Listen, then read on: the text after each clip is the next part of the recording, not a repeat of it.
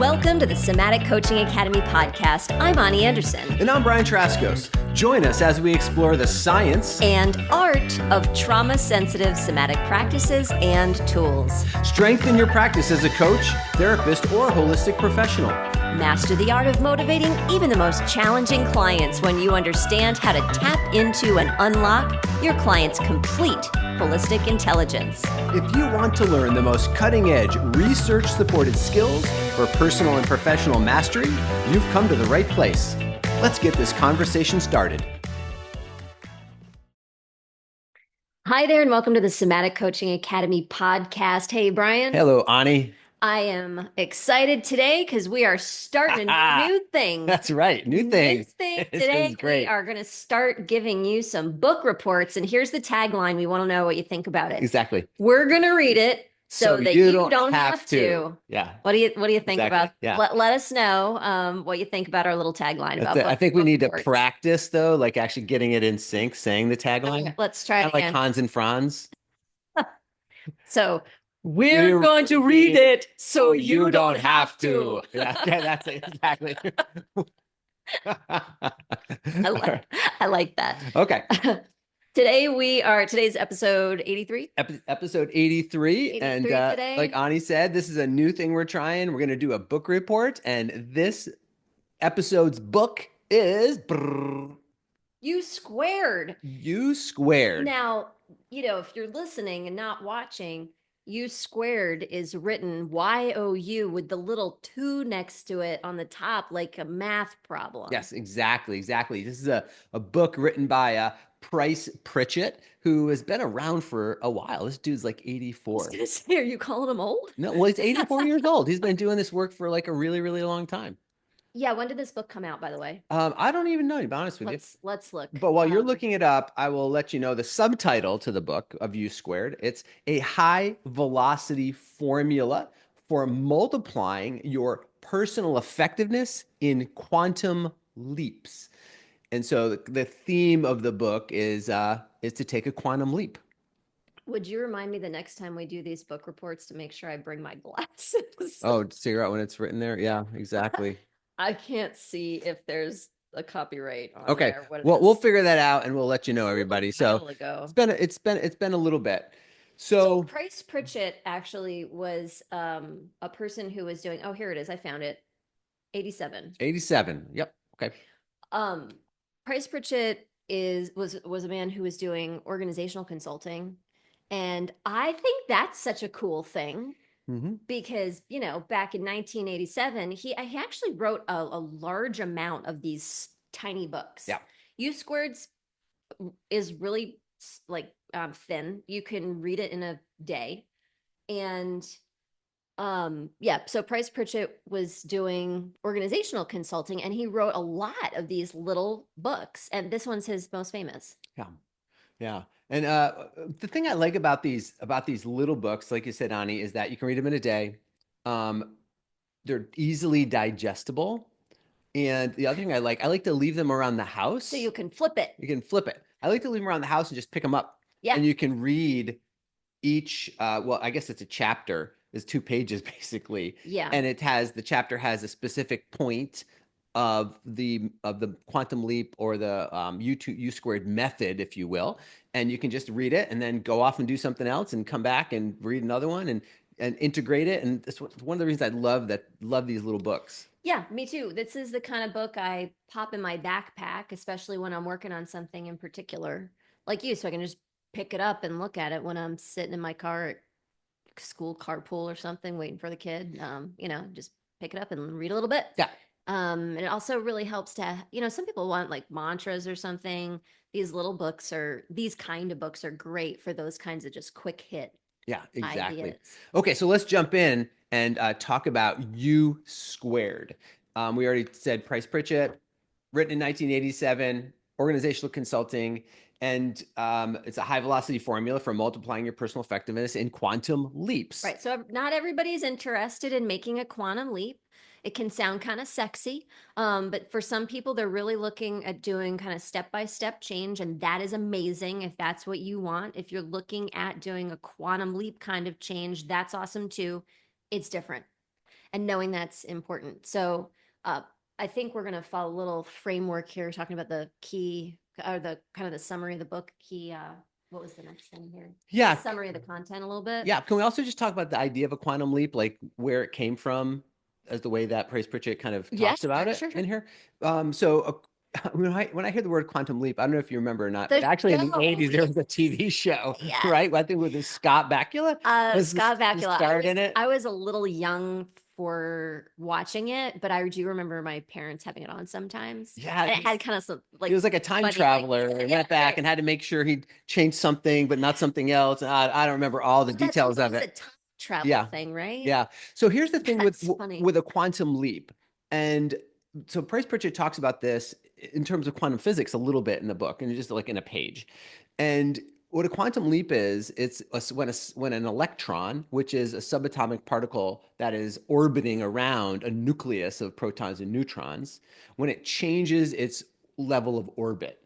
So some electrons are orbiting very close to that nucleus. Think about a planet, and you have moons going around a planet, and some moons are close to the planet, and other moons are farther away from the planet. Like the Saturn has like multiple moons, I think, around it, right? So it maybe has like 12 moons or going around it or something like that. Well, around every subatomic particle that has multiple electrons, they're in multiple orbits.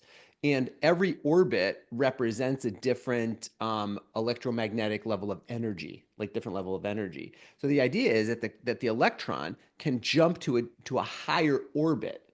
And the fascinating thing is that when quantum physicists watch electrons jump, you don't watch them move from one orbit to another. They actually disappear from a lower orbit and reappear in the higher orbit with no distinct um, way that they've done it. That's exactly what it It looks doesn't like like move. when They a don't watch human it. Oh, makes. look it's moving to the higher orbit. Oh, look at it go. No, it just disappears and then it reappears instantaneously at a higher orbit. That's what it looks like for. That's what a quantum leap actually is, because you're going from one quantum level to another quantum level. And so that's why he talks about quantum leaps in the book that way, as a symbolic representation of what he's trying to help people do in their lives. So one of the things I was going to say was there's not science in this book, and you just gave like what I mean, I read the book, more science than I read personally within the context of the book. Right. I mean, he didn't talk about like that depth of science in the book. Right, He but just I gave you think that that's quick idea. right, but I think that's kind of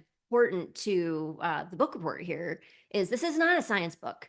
It's not talking Correct. about Exactly. all the science. Very practical. Brian just gave you the science about what he talks about in the book, but this kind of stuff and why it happens and how it happens isn't actually in the book. And I think that's really important because for some people, like they want to know the science. It's not in here.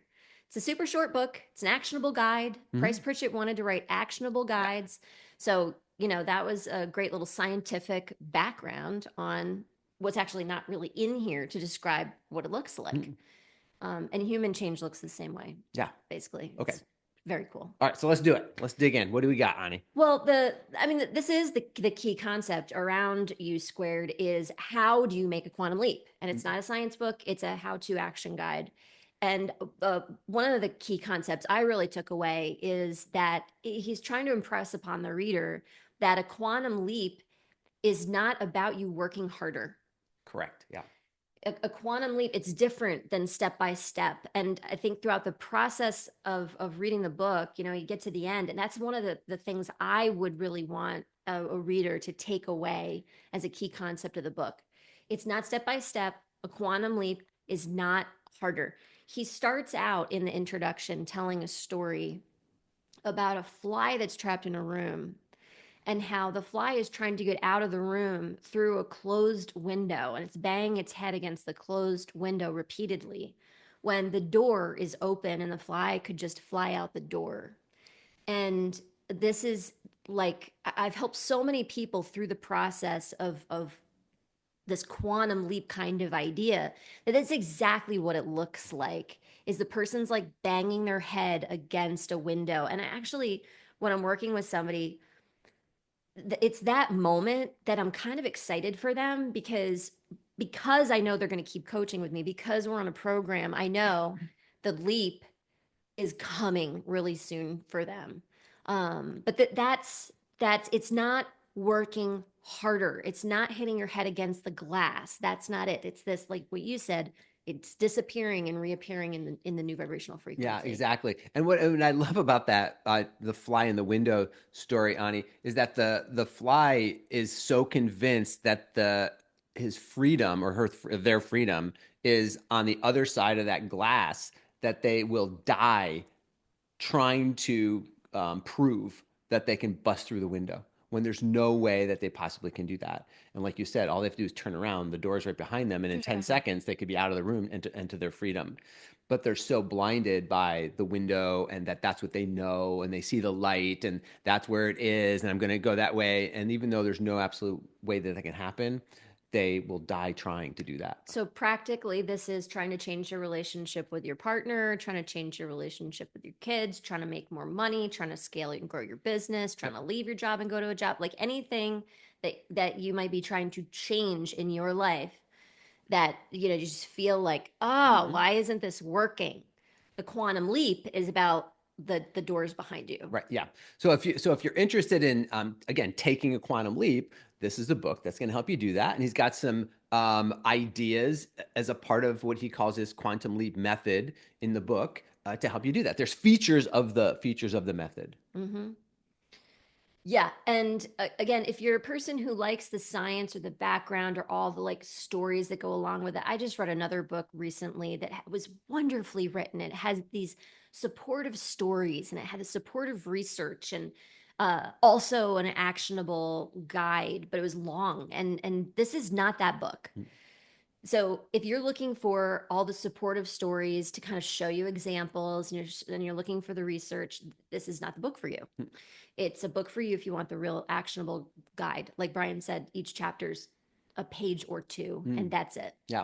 Are we going to talk about a couple of the themes in some of these chapters? Sure, Yep. Does that make sense? sure. Like, what were some of your favorite? Like, I mean, there's multiple chapters in here, but there are a couple of themes from each of these chapters that I thought were just compelling for me personally. Sure, like what? So I really liked the uh, what was the one I really liked? I should have it already open You don't have it in to it. your Yeah, I actually have notes? right here. So it's one of them. Focus on the ends. Focus on the ends rather than the means. Focus on the ends rather than the means. So when you're taking a quantum leap, the idea is that you need to know where you want to land, but you need to let go of the need to know how you're going to actually get there, get from A to B. So like the electron disappears in one place or reappears in another place, is not concerned with what happens in between. It just knows it's going to land in that place. And so he just kind of has a couple little quotes from this particular chapter. One I loved what he said. He said, "A quantum leap is a move you're already prepared to make. You just haven't done it yet." So when you're ready to make that quantum leap, actually, you've been prepared to make this leap probably for some time. You've been waiting to make the leap. Maybe you've been waiting to see a sign to make the leap. You're already prepared to make the leap. You just haven't done it yet. And He, so when you make the leap, actually, what needs to happen between the disappearing and the reappearing will happen automatically. he makes that point a few times throughout the book, impressing upon the reader that the reason the leap hasn't happened is because you're just not getting out of the way. Yeah, right. Yeah, It's right there. yeah, yeah. So was there a specific chapter that you really liked? You Well, really resonated one with? of the themes that I really resonated with was the idea about being okay with messy. Yeah, yeah, yeah, yeah. It comes up for all of my clients Mm-hmm. because when things start to get messy, they start to their subconscious mind tells them that they're doing something wrong or it shouldn't be like this or this is too painful. I don't want to keep going like this. The subconscious really for a lot of my clients just get so excited to jump in and sabotage the conscious mind to make sure this person doesn't change because messiness is so confronting Yeah. to my clients. And he just talks about how it's just a part of the process. Like it's like the middle's messy. It's just a part of it. Yeah. It's actually a necessary part of it. Yeah. And I think the point he makes too is that if you're not experiencing messy, you're actually probably not changing anything. Because if you know what it's going to be like through the process of the disappearing and the reappearing. You've done it before already, right? You've Correct. already done it in your life, and you can't create a quantum leap by doing what you've done before, right? By definition, a quantum leap requires that you do something that you've never done before. Right. You don't know how it is supposed to look. Mm. Yeah. Yeah. So a lot of what he talks about and a lot of these themes, what they do is they kind of like set up the environment to be able to have a spontaneous quantum leap occur. So that's, I think, an interesting little twist on it too, because we think that we need to make something happen. Like how often have we been told, we need to make, I need to make it happen. You need to make it happen. You need to go do things and make it happen. And what he's saying essentially is that when you set up the environment in the right way, the quantum leap actually happens by itself. Totally. One of my favorite quotes is everything looks like failure in the middle. You can't bake a cake without getting the kitchen messy. Mm-hmm. Halfway through a surgery, it looks like the murder's been happening in the operating room. But it's true. Yeah, totally. But I would pretty likely hang my hat on just thinking about it for 10 seconds here that the messiness is the number one thing that makes my clients turn around and quit. Yeah. Yeah, because we've been conditioned or taught that it needs to be predictable and safe, and we have to know what you're doing. Do you know what you're doing? What are you doing? Like, we get that question to us so much when we're in a strange place or we're trying to do something new, and it can be very confronting. When I've been asked that before when I'm trying something new, I'm trying to grow, expand, and people in my life are like, "What are you doing? Do you know what you're doing?" And I'm like, I really don't know what I'm I doing. don't. And they're like, you don't know what you're doing? You should, right? And it's kind of like very Well, kind of confronting. yeah, especially if there's money behind it and people on board with you and all of that stuff.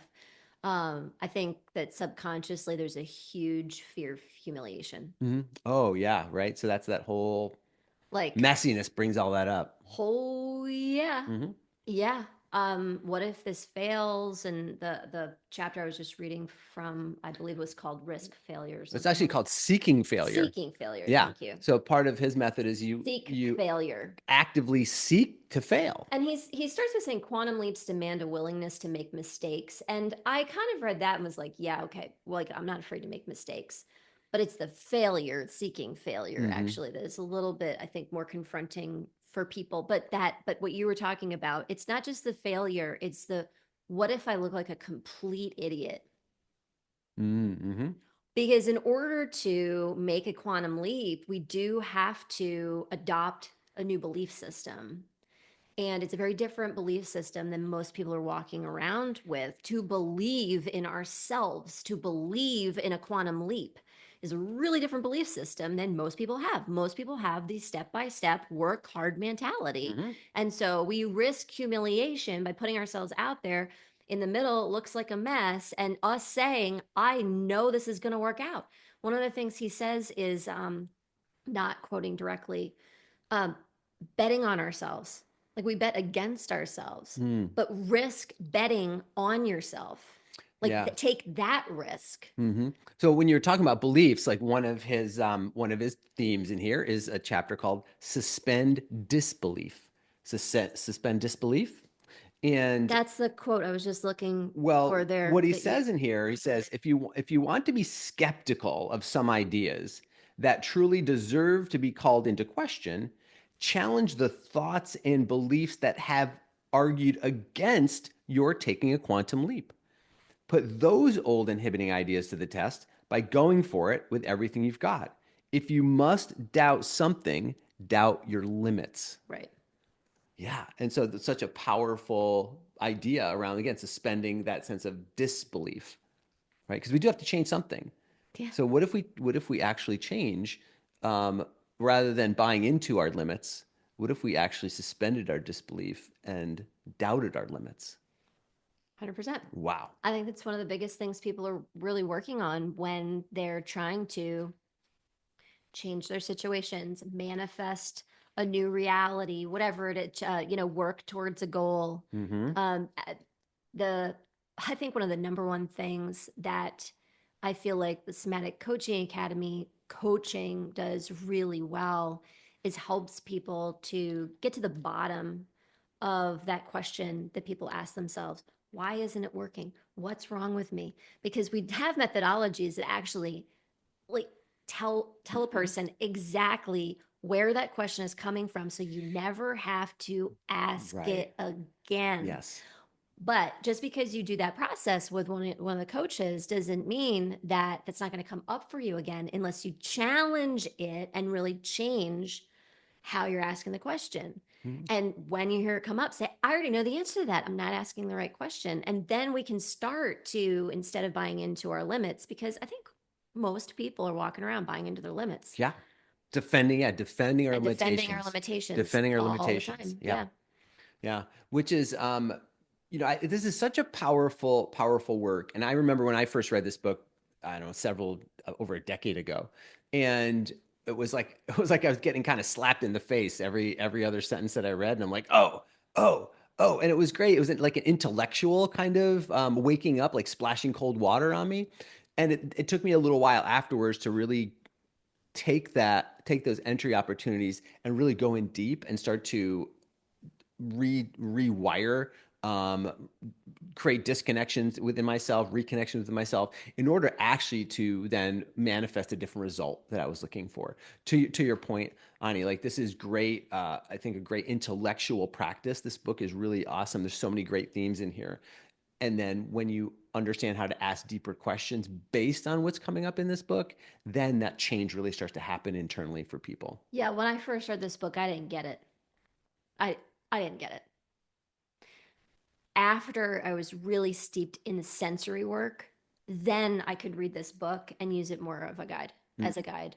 I don't think it's a beginner book, honestly. mm. I think it's a more intermediate, more advanced book for people who have been working with change and manifestation and things like that in their lives for a little bit. Like they already have some chops.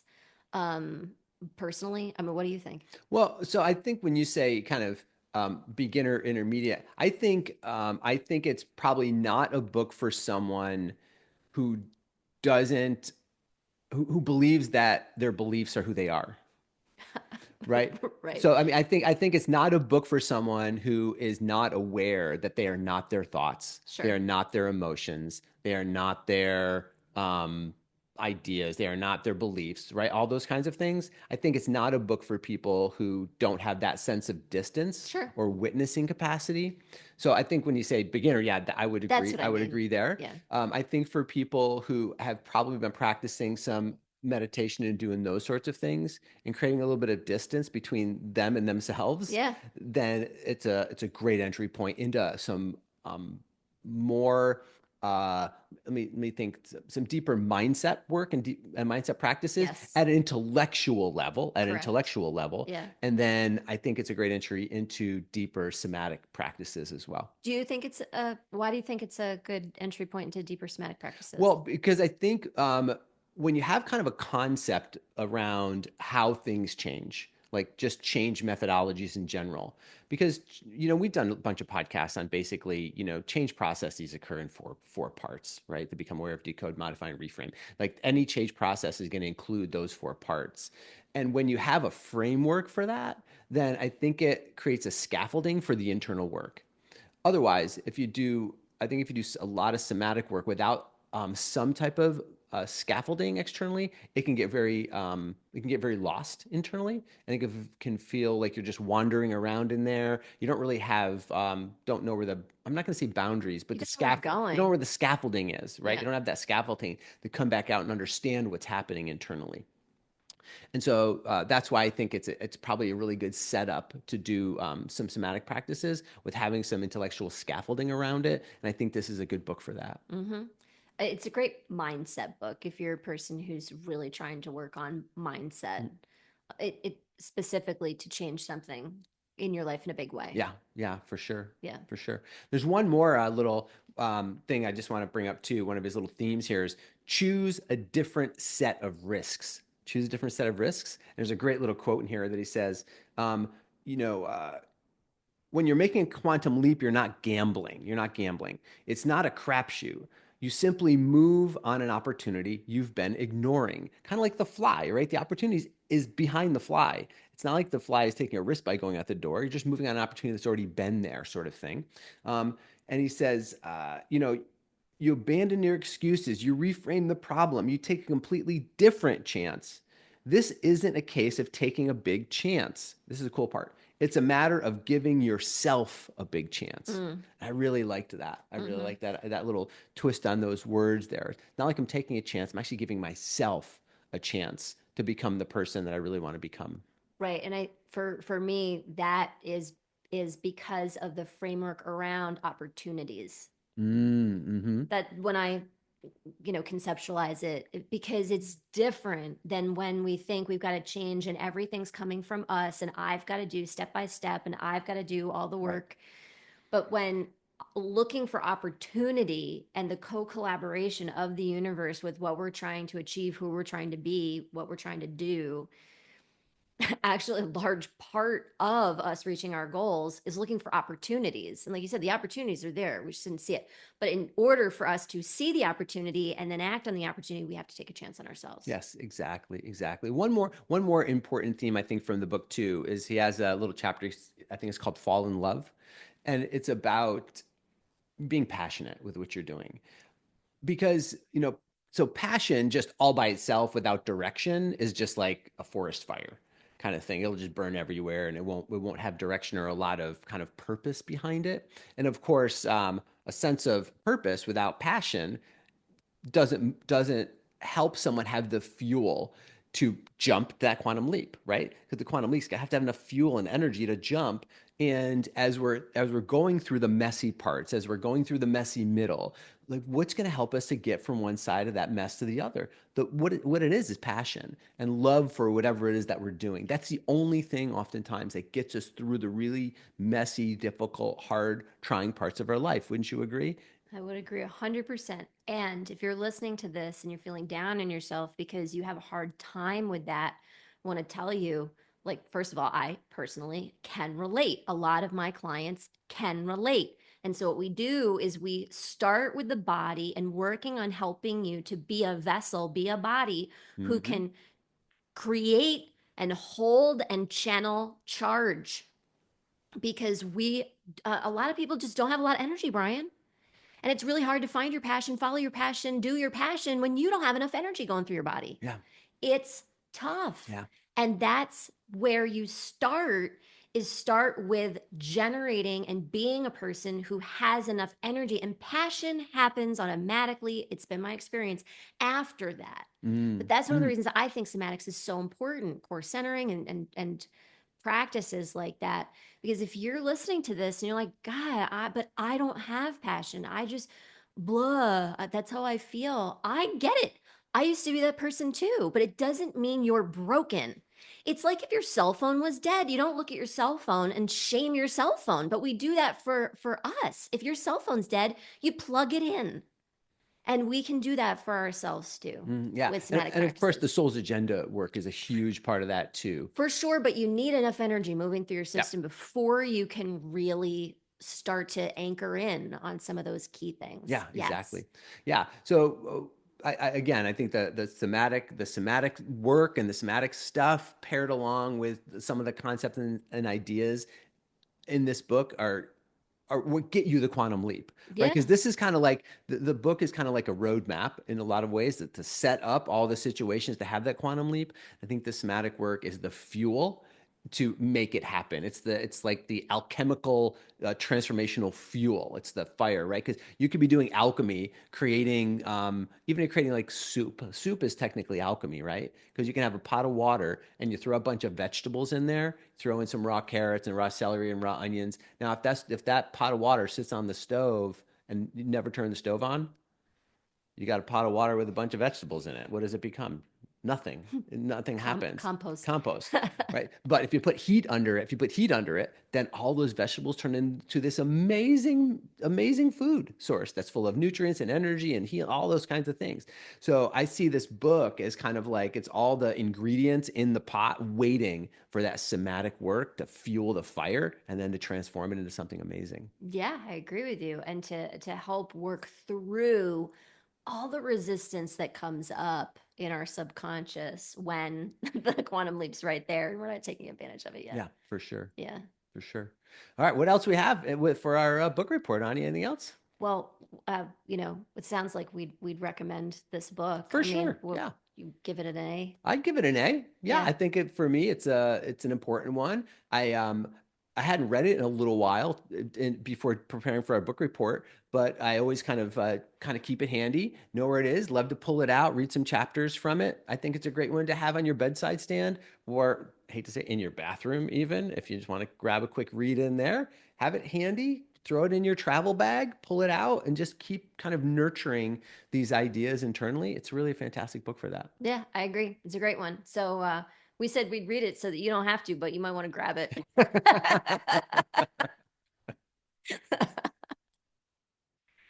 All right. Well, this was fun, Brian. I really look forward to our next one. I think I better get started on it because something tells me it's going to be a lot longer than this one. Yeah, I think we have a thicker one coming up next for everybody. So hopefully you enjoyed the book report. If so, give us a shout out, send us some notes, emails, phone calls, whatever in the chat, however it works nowadays. Just let us know how you feel about it. Ask us the questions. Thanks for being here with us on the podcast this week, and we look forward to seeing you again next week.